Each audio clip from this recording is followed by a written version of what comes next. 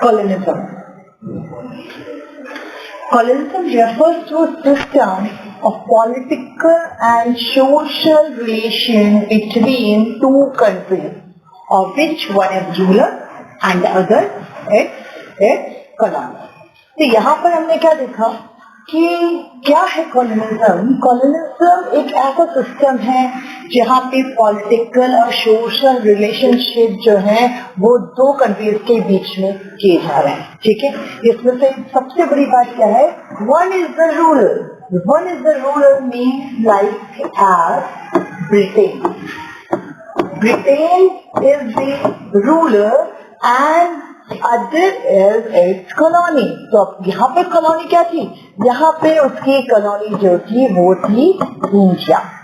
The ruling country not only has political control over the colony, but it also determines the economic policies of the dominated country.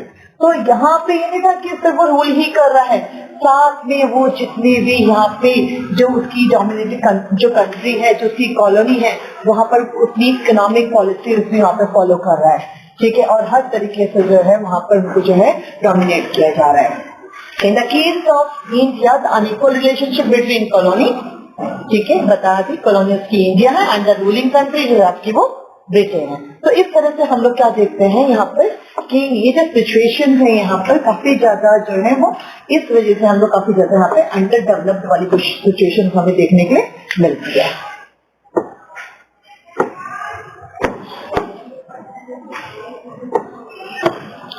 Then, आगे हम बात करते हैं main, हम ये पढ़ चुके हैं इंट्रोडक्शन, हमने पहले ही देख लिया था ये वाला कि ब्रिटिश रूल जो है यहाँ पर दो तरीके हमें यहाँ पे देना चाह रहे, टू फोल्ड मोटिव हमें नजर आ रहे थे, as a supplier of raw material and as a consumer of finish goods. These are the two fold, ठीक है। एस्टिमेशन ऑफ नेशनल इनकम की अगर हम यहाँ पर बात करें तो यहाँ पर जो नेशनल इनकम जो है यहाँ पे एस्टिमेशन के लिए कॉलोनियल गवर्नमेंट के टाइम पर बहुत सारे हमारे इकोनॉमिस्ट, बहुत सारे हमारे जैसे Dadabhai Nehru William Digby, Franklin Feroz, V K. Rao, R C. Desai, इन्होंने यहाँ पे नेशनल इनकम और पर कैपिटा इनकम के बारे में जो है बात करी। जबकि अगर हम बात करें तो ब्रिटिशर्स ने इन सब चीजों पे कुछ भी फॉलो अप नहीं किया, ठीक है। अच्छा, अब हमारे पास मेन आता है यहाँ पर, हम यहाँ पे थ्री सेक्टर्स यहाँ पे पढ़ेंगे ना, एग्रीकल्चर, आपका इंडस्ट्री एंड दी फॉरेस्ट। तो कम ऑन एग्रीकल्चर सेक्टर। तो agriculture sector in India's economy under the British colonial rule remained fundamentally agrarian, about 85% of the country। हम यहाँ पर क्या देखते हैं कि कम से कम 85% जो पीपल हैं, 85% जो पीपल हैं आपके वो इंगेज है किस पर? On agriculture. और जब यहाँ पर हमने देखा कि एग्रीकल्चर में 85% इंगेज है, ठीक है, उसके बाद भी हमें सिचुएशन कैसी नजर आ रही है? स्टैग्नेशन एंड डेटोरिएशन, ठीक है। तब भी उसके बाद भी हमारी जो सिचुएशन है इंडिया की वो कैसी थी? हमारी इकोनॉमी जो थी, अगर एग्रीकल्चर की बात करें तो स्टैग्नेंट इकोनॉमी और डेटोरिएट हमें यहाँ पे नजर आ रहा है, मीन्स टू डिक्लाइन।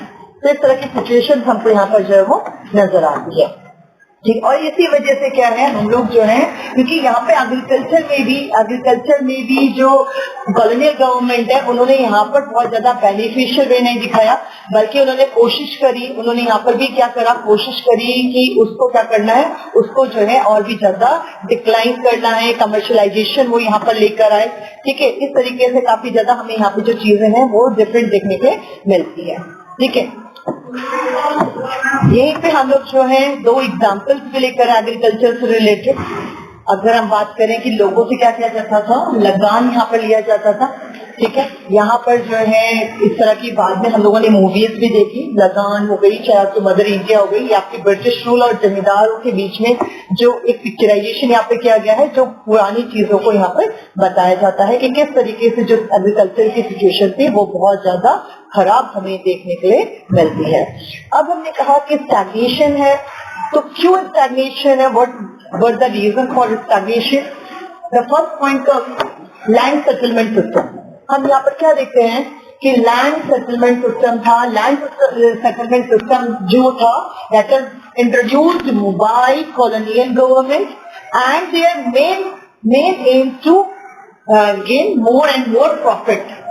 यहाँ पे जो मोर प्रॉफिट जाएगा वो सारा का सारा किसके पास जा रहा था? कॉलोनियल गवर्नमेंट के पास जा रहा था। मेन उनका जो मेन टारगेट था वो ये था कि ज्यादा से ज्यादा यहाँ पर जो है प्रॉफिट कमाया जाए।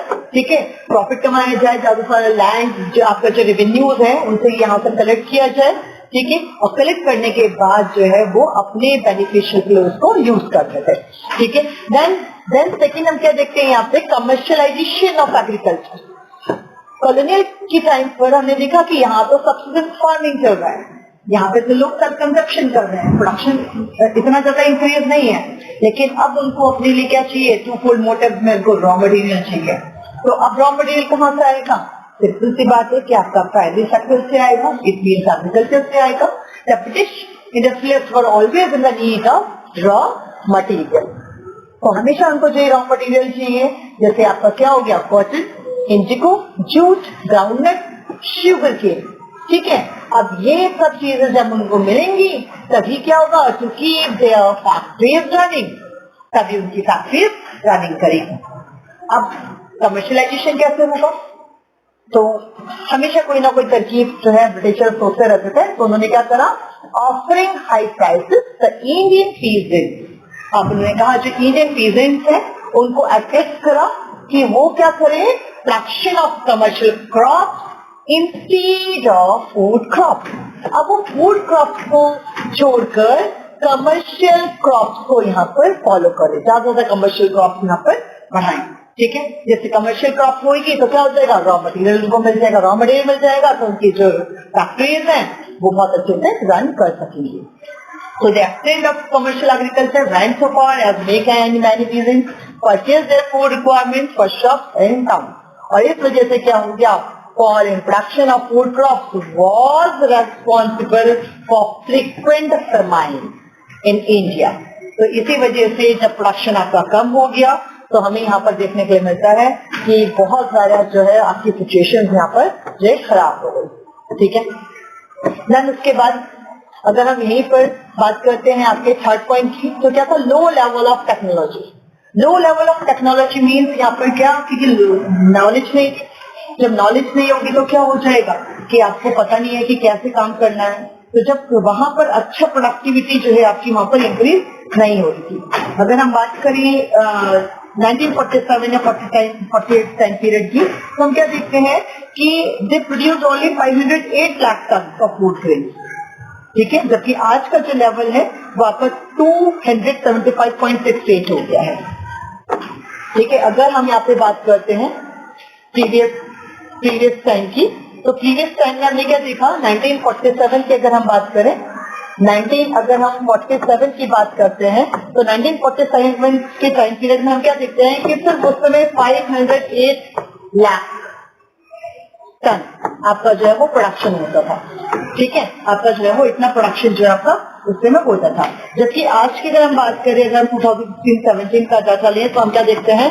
275.68 मिलियन आपका जो है वो प्रोडक्शन जो है काफी ज्यादा यहाँ पर इंक्रीज हो गया है। ठीक है, तो उस समय क्या था? आपका प्रोडक्शन जो था, क्योंकि टेक्नोलॉजी हमारी इतनी एडवांस नहीं थी उस समय जो है। अगर हम देखें कि उस समय के टाइम पर हमारे पास जो है इस तरह का ग्रीन रेवोल्यूशन नहीं आया था। ठीक है, सबसे बड़ी बात जो है आपका जो पाकिस्तान का जो पार्टीशन हो गया था, उस वजह से भी काफी ज्यादा जो इरिगेटेड पोर्शन था वो आपका जो है पाकिस्तान चला गया था। वो भी इसका एक बहुत बड़ा हमें ड्रॉबैक यहाँ पर देखने के लिए मिलता है।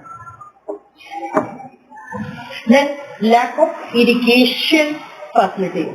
तो यहाँ पे क्या है? इरिगेशन की फैसिलिटीज भी नहीं थी, totally we dependent on monsoon and the negligible use of fertilizers. और फर्टिलाइजर्स भी जो है आपके बहुत ज्यादा यहाँ पर यूज नहीं होता था। बल्कि नेग्लिजिबल की बात करें अगर, बिल्कुल भी फर्टिलाइजर यहाँ पर जो है वो यूज नहीं हुआ करता था।